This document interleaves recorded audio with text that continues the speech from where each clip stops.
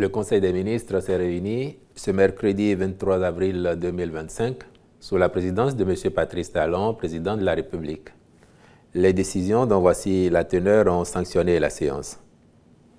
Au chapitre des mesures normatives, ont été adoptés les décrets portant attribution, organisation et fonctionnement de l'Inspection générale des finances, attribution, organisation et fonctionnement de l'Inspection générale des régies financières, création de la zone économique spéciale de Semepoji et autorisation de prise de participation de l'État dans la société de gestion de la zone économique spéciale, création de la Société de sûreté portuaire et aéroportuaire du Bénin, SA, et approbation de ses statuts.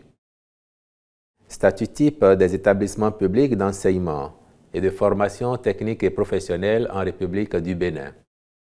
Attribution, organisation et fonctionnement du cadre national de concertation pour la promotion de l'enseignement et la formation technique et professionnelle. Nomination des commissaires aux comptes près la Société des dépôts pétroliers du Bénin SA, puis le décret fixant les modalités de mise en œuvre du financement basé sur la performance des établissements d'enseignement et de formation technique et professionnelle en République du Bénin. Au chapitre des communications, en point 1, mesures de soutien de l'État aux producteurs pour la cession des engrais au titre de la campagne agricole 2025-2026. Malgré la hausse des prix des engrais sur le marché international ces dernières années, les contributions de l'État et des acteurs privés de la filière coton ont permis de mobiliser des subventions pour soutenir le prix de ces fertilisants, aussi bien s'agissant du coton que des vivriers, au cours des récentes campagnes. Ils s'élèvent respectivement, ces soutiens de l'État, à 55 milliards de francs CFA en 2022-2023, environ 30 milliards de francs CFA en 2023-2024 et 24 milliards 4 de francs CFA en 2024-2025. Grâce à ces interventions, les prix des engrais sont restés globalement stables et accessibles aux producteurs dans notre pays. Cependant, la situation sur le marché international demeure critique, même avec la baisse relative constatée. De fait, pour la campagne agricole 2025-2026, céder les différentes formules d'engrais au prix réel du marché serait préjudiciable à la production agricole et à la sécurité alimentaire. C'est pourquoi, après les échanges avec les différentes fêtières du secteur agricole, il a été décidé que l'État apporte une subvention de 26 milliards de francs CFA afin de favoriser le bon déroulement des activités agricoles. Cette action déterminante permettra de céder les différents types d'intrants aux producteurs au même prix que lors de la campagne précédente, à savoir engrais NPK, 340 francs CFA le kilo, soit 17 000 francs CFA le sac de 50 kg, au lieu de 21 750 francs CFA. Urée, 300 francs CFA le kilo, soit 15 000 francs CFA le sac de 50 kg, au lieu de 18 750 francs CFA. SSP, 280 francs CFA le kilogramme, soit 14 000 francs CFA le sac de 50 kg. Par ailleurs, il est à souligner que cette année, la mesure bénéficiera aux producteurs de toutes les catégories et favorisera notamment l'introduction de semences hybrides devant contribuer à l'amélioration de la productivité et à l'accroissement de la production vivrière. Les ministres chargés de l'Agriculture et des Finances veilleront à leur application rigoureuse. En point 2. Mission de contrôle et surveillance des travaux de construction, de collecteurs d'assainissement pluvial et d'aménagement de voies connexes dans les villes d'Alada, d'Assazoumé, Pobé, Lokossa, Aplaoué, Djougou et Kandi. En guise de rappel, le Conseil avait déjà autorisé, lors de sa séance du 19 février 2025, la contractualisation avec des entreprises en vue de la réalisation de ces travaux, entrant dans le cadre de la deuxième phase du programme d'assainissement pluvial des villes secondaires. Les procédures de signature des contrats étant en cours pour le démarrage effectif des chantiers, il est apparu opportun de conduire les diligences nécessaires au recrutement des prestataires pour les missions de contrôle et de surveillance aux fins d'assurer la qualité des ouvrages. C'est donc à cet effet que le Conseil a marqué son accord pour la signature des marchés avec les groupements qui ont été sélectionnés. En point 3, approbation du plan stratégique 2024-2029 de l'Agence de développement des petites et moyennes entreprises ADPME.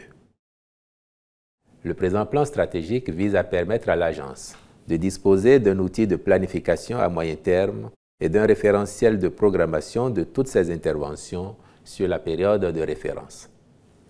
Il l'aidera à faire des choix stratégiques en vue de déployer ces outils opérationnels dans le cadre de sa mission consistant à contribuer à la promotion et au développement des micro, petites et moyennes entreprises au Bénin à travers l'orientation, l'accompagnement, le financement et la facilitation de l'accès au crédit. Un plan d'action et un cadre de mesure des performances y sont associés dans une approche mixte impliquant l'ensemble des acteurs clés de l'écosystème entrepreneurial au Bénin. Le plan postule qu'à l'horizon 2029, les micro, petites et moyennes entreprises béninoises, avec un tissu renforcé, émergent et contribuent à la transformation structurelle de l'économie béninoise. Le ministre des Petites et Moyennes Entreprises et de la Promotion de l'Emploi est instruit de veiller à l'opérationnalisation efficace des actions retenues. En point 4, compte rendu de la recrudescence de cas d'ulcération de jambes dans certaines localités du Bénin. À l'instar de plusieurs pays tropicaux, le Bénin connaît des cas d'ulcères de Bureli. Grâce aux dispositifs de détection et de traitement efficaces mis en place, le nombre de cas est passé de 312 en 2016 à 119 en 2024, soit une baisse de 62%. Néanmoins, il a été observé récemment dans certaines localités du pays des cas de plaies à la jambe en lien avec cette affection ou tout autre. Il se trouve que des malades confrontés à cette situation n'ont pas le réflexe de se rendre dans un centre de santé, considérant que ces ulcérations sont d'origine occulte. Or, ils ont déjà des lésions très étendues avec des comorbidités susceptibles d'entraîner de très longs séjours hospitaliers, la durée moyenne du séjour étant de 120 jours, et des complications graves pouvant conduire au décès. Cependant, il est avéré qu'une prise en charge à temps facilite la guérison, quelles que puissent être les causes des plaies.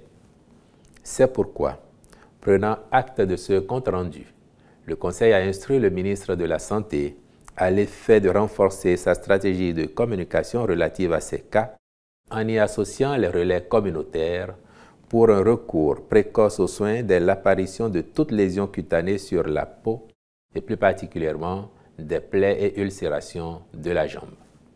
Il veillera également à ce que les agents de santé s'investissent davantage dans la prise en charge des maladies cutanées. L'État a déjà pourvu les hôpitaux, les centres de traitement anti-lèpre et les centres de traitement de l'ulcère de Bureli en personnel qualifié, dont les dermatologues et techniciens supérieurs en dermatologie.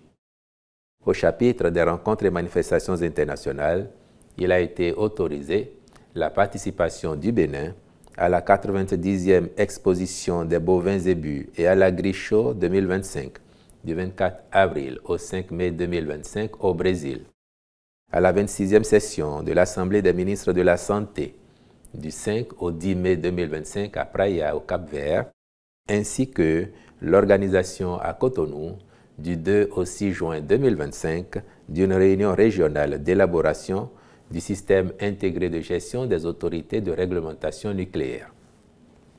Enfin, au chapitre des mesures individuelles, les nominations ci-après ont été prononcées au ministère de l'Enseignement supérieur et de la Recherche scientifique, directeur adjoint de la planification, de l'administration et des finances, M.